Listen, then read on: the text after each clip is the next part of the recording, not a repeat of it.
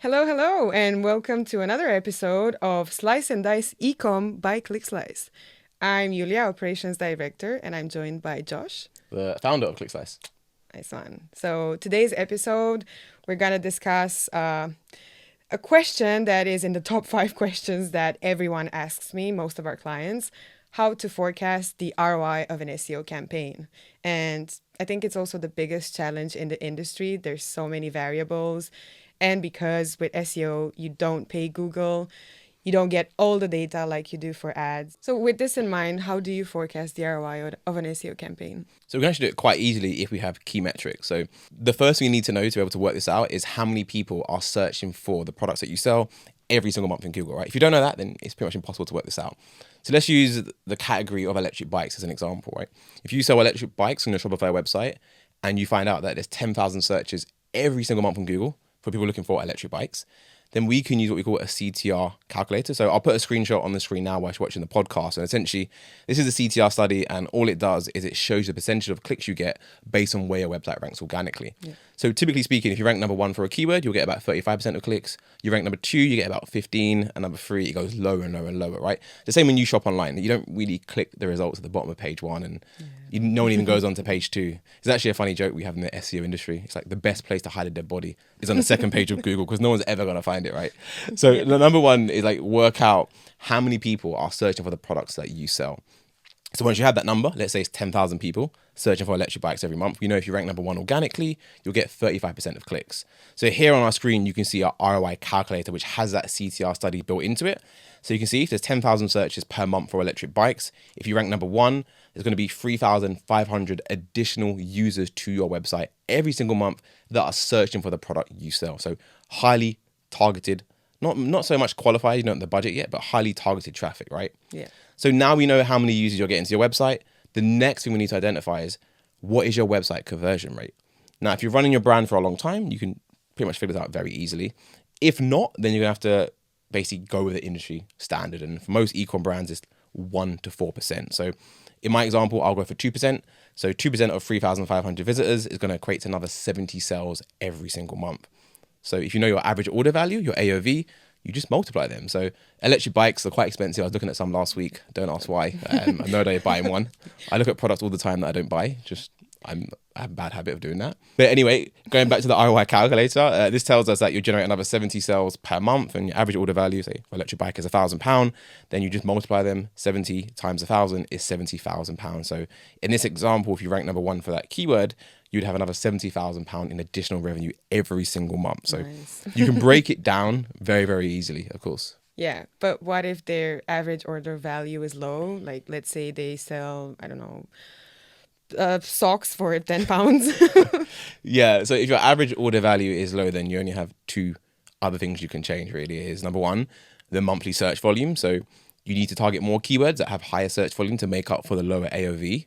Or additionally, you need to improve your website's conversion rate.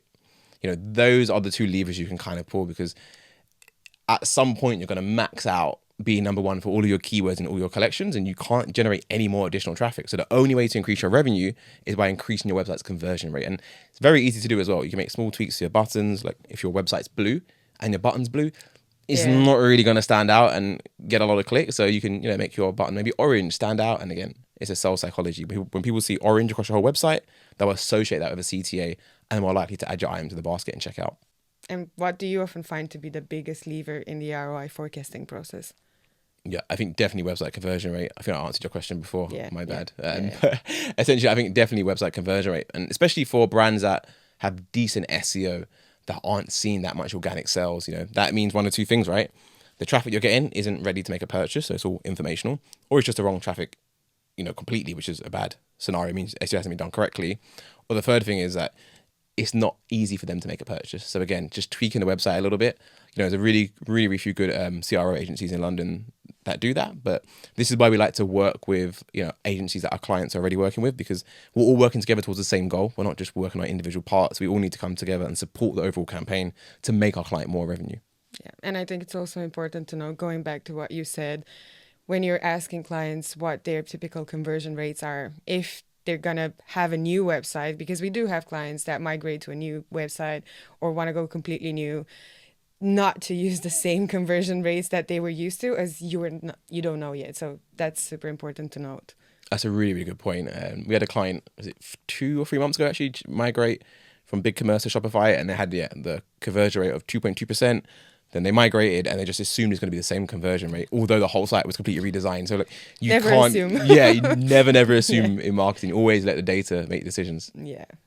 And how long does it typically take for an ecom brand to see significant ROI from an SEO campaign? That's one of the biggest questions as well. Yeah, no, awesome. So I get asked this question again Yeah. so many times every single day, and it's very variable dependent. So there's lots of things that can influence how long it takes for your site to rank number one and make loads of organic revenue. So domain age is really important. The type of SEO you're doing, the quality of the SEO, the keywords you're targeting, like the list goes on forever. Like we've had clients come in and we've got them results in 2 weeks of ranking number one for the keywords, and organic revenue's gone up by 50K per month, right? We've had clients who take on board and we don't see results for 5 months, right? Sometimes it's 12 months. So it all depends on what we're trying to target. I think this is also why your SEO strategy needs to be so thorough, because if you're a brand new website and you're trying to rank on page one for fidget spinners, guess what? You have a very long wait to get results, right? So making sure you're not targeting too competitive keywords is so important. And it's also another reason why you can't skip over keyword research. Brands just say, I sell bikes, I'm going to rank for bikes. Like, that's quite a generic term in itself. It's going to take you months. You probably never rank for bikes. It's so big, right? Like Sports Direct, Decathlon, Evan Cycle, all these big stores in the UK will just dominate that space because that's all they do. So, your new Shopify website that's created 2 weeks ago, is not going to compete, essentially. Yeah. And let's say I'm an ecom brand, or I work for an e-commerce brand, and I want to convince my stakeholders. How can I justify the cost of SEO? Yeah, I think a really good thing you could do is just open up your Google Ads dashboard and show them how much money you spent on clicks in the last 30 days. And that will make anyone's jaw open really wide. But being more targeted is literally show them the ROI projections. And any agency should be able to break down how much revenue that campaign is going to generate. If they can't break it down, how can they quote you? Like, they could be charging you 10,000 and you could be making 2,000 back. That's not a great ROI. So you need to understand this data and these numbers. And when they share that with you, you then share that to your stakeholders, your directors, and they will then be just as clued up as you, and they'll understand exactly how this is going to work. And another example is, we always say to brands, like, who are your biggest competitors? And they name off like company 1, 2, 3, 4. Okay, go into Google and carry out a search for a keyword you want to be on page 1 for. Oh, look, there's your competitors in number 1, 2, 3, and 4. Where are you? Position 16. So you want to be like your competitors, you need to replicate what they're doing as well. Yeah. So there's no need to reinvent the wheel. Yeah, it's crazy, right? Yeah. So many brands want this new breakthrough marketing strategy that's going to make them so much money. But in reality, you just need to do the basics really well for a long time, and results do compound, and you'll make a lot more money from doing that. So if you're an ecom brand owner, or you're trying to convince your stakeholders, that's the really good advice. But what are the most common mistakes others do when forecasting the ROI for an SEO campaign? Yeah, they focus too much on one keyword. So the example I gave you earlier of electric bikes, right? We know that people don't just search for electric bikes. They search for the same thing in a million different ways. So if you find out that there's 10,000 searches per month for electric bikes, that doesn't mean there's only 10,000 searches you can get to your website, because that's just invalid, right? Like, so you need to figure out every single way that people search for your product. So it could be electric bikes, black electric bikes, green electric bikes, foldable electric bikes, right? And when you find this, you build out pages, and then you get your total overall potential volume of traffic you can generate if you rank. So again, don't base it on one keyword. That's going to make your projections flawed. You really want to break it down per category as well. And what I find to work really well is when we're doing sales, we can say to a client, you have foldable electric bikes, you have step-through electric bikes, you've got long-lasting electric bikes, and we can then say, this page is going to have an ROI of this page has an ROI of this, and they can very clearly see, wow, this page is weighing more demand, it makes more money, let's focus our SEO resources there, and you get results so much more quicker as well. So again, take more of an holistic approach to the website and not just one individual search term. And how can ecom brands ensure the long-term success of the ROI and of an SEO campaign? Yeah, so if you're an ecom brand out there and you've heard so many horror stories about SEO, Google updates, you're probably thinking, is this actually a really good investment for me? And the best way to view this is that if you try and cut corners with SEO, like I have all forms of marketing, email marketing, paid search, paid social, organic search, like you do not want to cut corners with organic search because it will sting you in the ass in like 5 years later, maybe even 5 months. You've all heard the stories of sites using AI, ChatGPT, cutting corners, right? You know, just doing things they shouldn't be doing, shady link building tactics, and they get penalized and they lose all their traffic in the future. Yeah. It is. It's a lot harder to fix something than just start afresh, basically. So. Yeah. And I think that's why SEO is so unique, right? Because when we're trying to rank, we're trying to convince Google your website is actually about electric bikes and you deserve to be there because all these sites have linked to you. But if Google finds out you've actually been paying these websites for links or they're hacked links and they're not white hat and they're kind of bad, you can lose all of that authority that you've just been spending the last 3 years building. And then what do you have? Then you have no option but to rely on paid ads to generate sales. Yeah, exactly. Okay, a lot of info on this one. So thank you. I hope you enjoyed it. And again, do we know where the buttons are?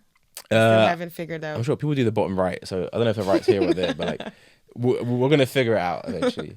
And feel free to submit any questions in the comments and maybe we can answer in the next podcast. For sure. Thank you. Thanks for watching. See you in the next one.